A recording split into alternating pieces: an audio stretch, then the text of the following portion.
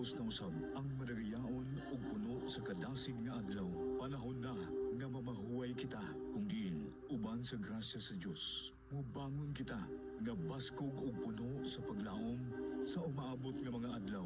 Salamat o Dios sa imong dako nga gugma alang nga ri kanamo. Wala nimo kami pasagdi sa tibok adlaw namong gimbuhaton, bugat man o dili. Pasayloa kami sa among mga kalapasan ug tudloi kami makapadayon sa among tinguha nga mosibisyo sa tanan nga walay gipangayong balos.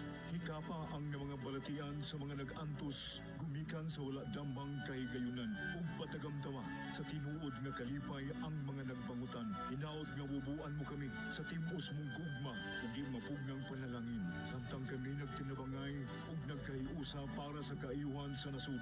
Isip imong katawan. Kini ang 104.7 Juan de Radio Pagadian is now signing off.